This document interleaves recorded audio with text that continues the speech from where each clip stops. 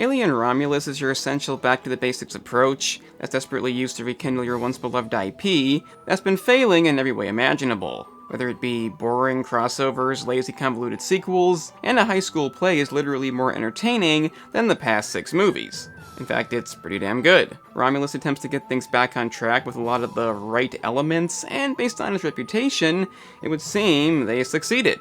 However, it's highly overrated. You motherfucker! Before you have a complete fit, because I know you probably like this movie, I will say it's easily the best thing since Aliens. It has a more simplistic plot, with a small group of well-acted characters on a non-convoluted mission, and the practical effects, atmosphere, sound, and visuals are done to a satisfying degree. The setup was all there, but when it came to the execution, I think we know where the time went. At some point, this just goes off the rails. Logic is absent, the scenes are ridiculous, there's a huge reliance on nostalgia to keep you invested, but as we know, that usually isn't enough. The pulse rifles, the dead xenomorph, it's all there. And if the idea of, remember that, was all that mattered, then I could see the hype. Unfortunately, it is lacking in many regards, and while it does replicate the first movie's tone, it doesn't come close to that level of quality. A lot of it is done right, especially at the beginning, but the question is, can it save the movie and make it a worthwhile installment? Well, right offhand, I'd say no, as one of the first things we see is a probe somehow finding the same xenomorph near the Nostromo that blew up 2 decades prior. How they found it, I have no idea. Did they need to find it for the plot? No. But it is, in fact, the same xenomorph. And the rubble you see, despite being nuked 3 times, is the same Nostromo. That's the important thing, but there is an actual plot to get to. As we see our 2 main characters, Ray and Carradine, played by Cailee Spaeny, and Andy, played by David Jonsson. He's a malfunctioning android programmed by Ray's deceased father, and despite the cast being overall good, he's the only character in the movie to really stand out. Gonna get a horse? I want to call it reindeer. You get it? We'll get to why that is a bit later, but the point is they do currently work and live in the colony, and I do like how it's finally shown off. It's a depressing atmosphere we haven't seen yet, and despite not seeing much of it, it does leave an impact. Like I said, once we get into the more alien stuff, it does look and feel like an alien movie, but letting us see the colony is a nice touch. This, and the title in reverse, is nostalgia in a good way. As for the rest of the cast, they're not that fascinating. We have an ex-boyfriend who you never really guess is an ex-boyfriend, his pregnant sister to fit in with a dumb decision later, an asshole to give us a satisfying death, and the asshole sister who will eventually show us that they never saw the first movie. They're okay, they do their jobs just fine, but unlike the first movie, I wouldn't call them memorable. They don't have the bombastic personalities of Aliens, nor do they have the basic everyday person vibe of Alien. They do a good job, Rain is fine as the lead, definitely a lot better than what we got with Prometheus and Covenant, but compared to Ripley, no. Anyway, their work contract gets extended, probably forever, but the ex-boyfriend has a plan to head to the derelict spacecraft and obtain the cryostasis chambers within. This will allow them to escape. Why nobody else inspected it, I have no idea, but the catch is they need Andy's help for the onboard computer system. That's okay though, it is a simple mission after all. I mean, only the men allegedly get out, if you can believe that. It is a bit bigger than expected. They do only have 36 hours before it crashes, but it's all good. We have nice visuals, a claustrophobic atmosphere, and a bit of tension to keep us invested. Yeah, it's a non-Wayland Yutani system, so no fake people allowed. Yes, that's right. Andy's kind isn't allowed. I mean, the android thing. Really should have thought that through, but the main thing is this line. I prefer the term artificial person myself.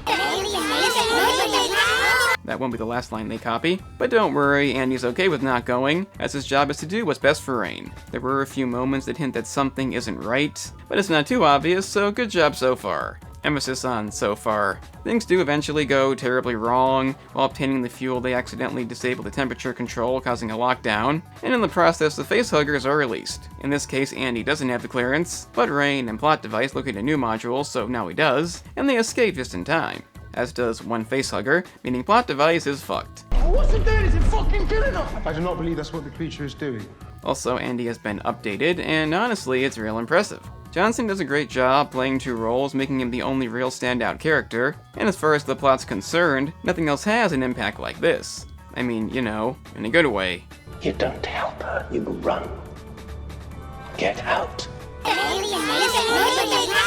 It's the Ian Holm lookalike android, because that's called creativity. The same creativity of hitting the like button down below and subscribing if you enjoy.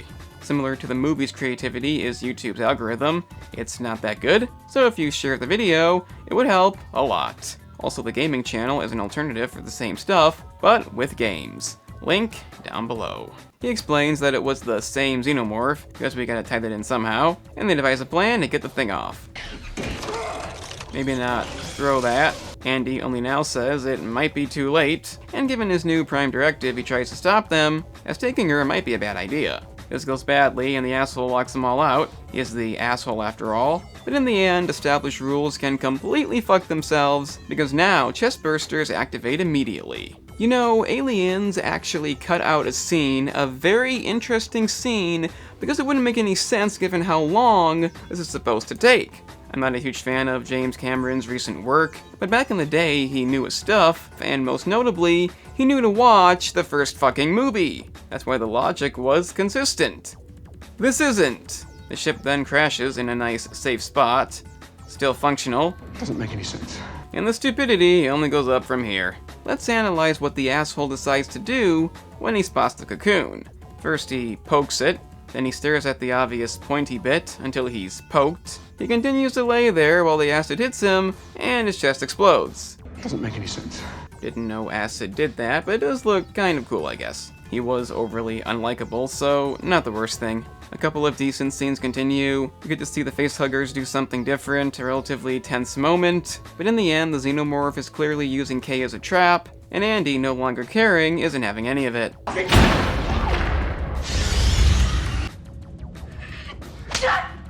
You think she's dead for good? They soon forget about this, and come across some samples that Rick refers to as Prometheus Fire, which scientists extracted from xenomorphs, and combined with human DNA to perfect humans. Rick says they must take them or they can't leave, but more importantly, pulse rifles, which they can't use because they bleed acid, and it would make a hole in the ship, but still, pulse rifles!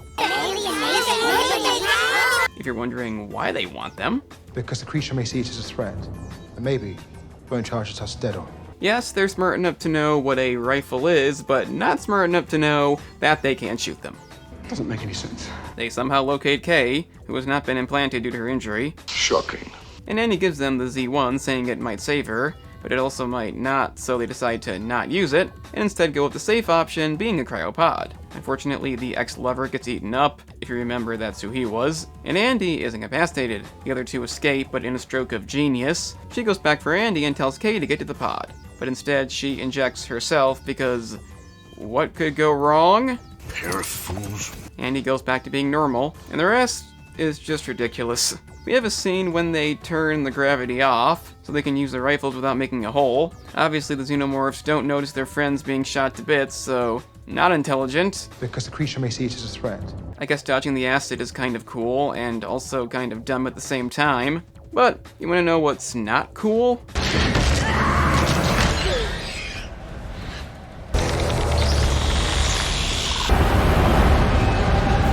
The xenomorph fucking saving her, and then clearly waiting to kill her. It's moments like this that make me say, you're not the first movie. And lines like this definitely don't change that. Get away from her. You bitch.